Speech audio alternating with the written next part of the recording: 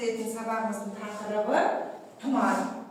Енді тұмар негізі неше түрлі болып бөлінеді.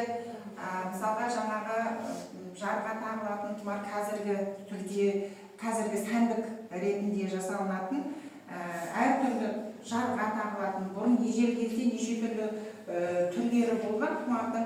Негізі жаңағы алтын тастардан тағылып жасалатын тұмарлар болған.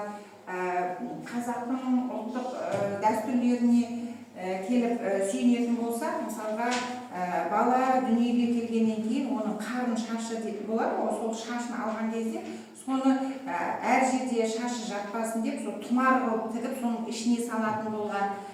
Тұмар негізі адам баласын тіл көзден сақтау үшін жаңағы алқа ретінде де жасап мойнына тағып жүретін болған. Негізі тұмар қазақта адам баласын тіл көзден сақтайтын бұйым ретінде, зат ретінде, қазіргі енді заманда әртүрлі жаңағы үйдің жиһазы, жарға ілетін ретінде әртүрлі болып жасалынуда.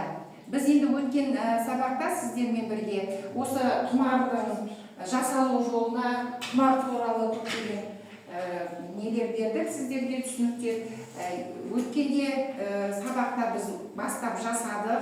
Қазір міне қарап отырып, сіздердің алдарыңызда жасап бітіріп келген жұмыстар бар, жасалынып жатқан жұмыстар бар.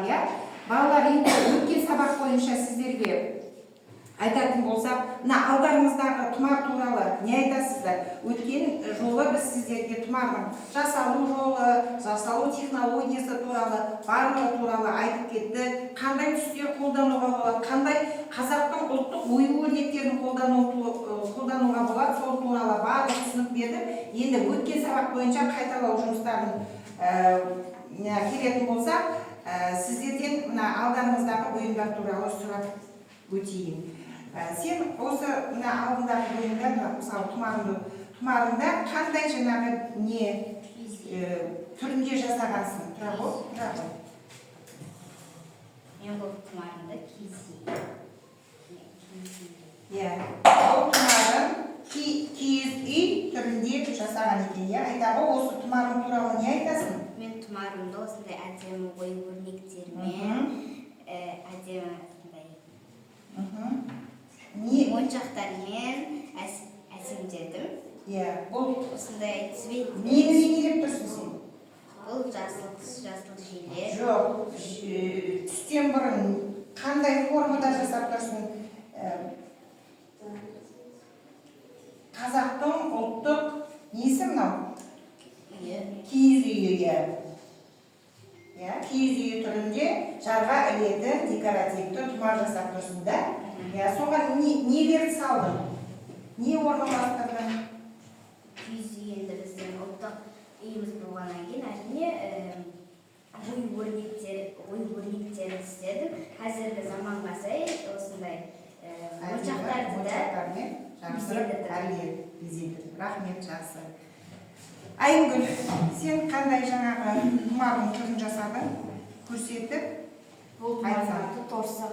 Яғни мен бұны осындай пішінде жасадым, торсық пішінде. Бұның пішінде киіз үй бейнеленген. Яғни бұны қай жерге? жарға қойылады. Үйдің сәнін келтіреді. Түстері үйдің сәнін ашады деп ойлаймыз. Сол киіз үйдің ішіне осындай әдемі қызыл түсті моншақтармен бейнеледім, бөледім және осындай бояуларды қостым. Сосын торсық бейнесінде бергенсің, сосын тағы да не орналастырдың соның ішіне? Киіз үй орналастырдым. Қазақтың ұлттық киелі киіз үйі, соны бейнесін беріп орналастырдың. Жақсы, рахмет. Сен қандай тұмардың несін жасадың? Мен бұл тұмарды, бұны бөлмеде біздер іліп қоюларымызға болады, және бұны мен қызым матадан жасаған болатын, және қазақтың ұлттық оюларымен жасаған болатын. Рахмет, көп. Сенің жасаған тұмарың қандай? Киіз үйдің ішінде осындай оюмен және де мынандай тастармен бейнеледім. Иә, киіз үйді ненің формасында нені бейнелеген? киіз үй және де осындай. Иә, қазақтың ұлттық киіз үй түрінде бейнеледің тұмарыңды. Сосын оған мынадай салбырап тұратын жалпыншақтар орналастырдың. Сосын міне мынау Оюлар. иә, қазақтың ұлттық ою өрнектерімен әшекейлеп мынадай жіптерден не салдым? Жалпыншақтар салдым. Өте керемет күшті. Кәнекей, сенің торсығында қандай не орналастырған?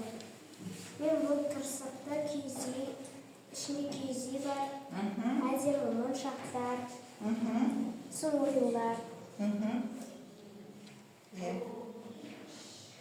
Бұны осы торсықтан әрбір жерге қоюға болады, наурыз күндері қоюға болады, жабыстырып. Қазақтың ұлттық мерекесі наурыз мерекелерінде әдемілеп жаңағы біздің ұлтымыздың жаңағы заттарын білдіретін торсық ретінде жасап, оған ағаш үйкі орналастырдым, сосын әдемі ою өрнектермен әсерледім да, оны жарға іліп қоятын қылып жасадым да, жақсы, рахмет. Белбеу ретінде жасап жатырмын. Әдемі болу үшін орталарына ою өрнектер салдым. Сосын оны батырлар тағады. Иә, дұрыс айтасың. Ер азаматтар белбеу тағатын болған. Соның ішінде жаңағы қалың белбеуді, қайыс былғардан жасалған белбеулерді батырлар тағатын болған. Бұл енді біздің жасап жатқан белбеуіміз, бұл енді сәндік белбеу да. Өткен сабақта көрсеткен болатынмын. Бұны жаңа қыздар сәндік белбеу ретінде мынадай әдемі көйлектердің, юбкалардың сыртынан тағатын түрлері көрсеткен болатынбыз.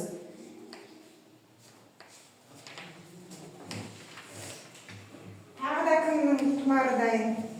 Қалағаншыларымыз бұл біздің туымызға ұқсайды Қазақстан. Мынау күн, мынау қыран. Бірақ қыранға үйге кіріп қойсам, жау келмейді сондай. Ұры келмейді сондай. Үйге қорғап тұратын. Үйге ілінетін әдемі тұмар жасадым. Жақсы. Жарға іліп қоятын үйді әдемі.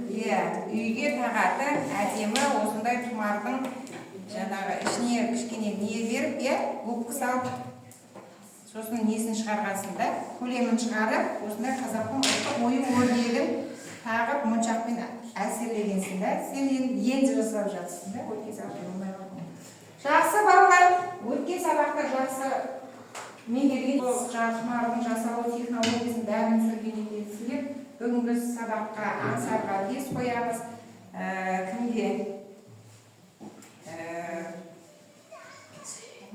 Айгүлге 5 қоямыз, сенің жұмысыңа да 5 қоямыз.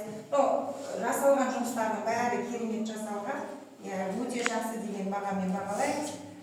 Енді бітпеген осы тұмар жұмысын әрі қарай жалғастырамыз. Негізі тұмар сағаты 3 сағатта берген, сондықтан да осы сабағымызды әрі қарай жалғастырамыз.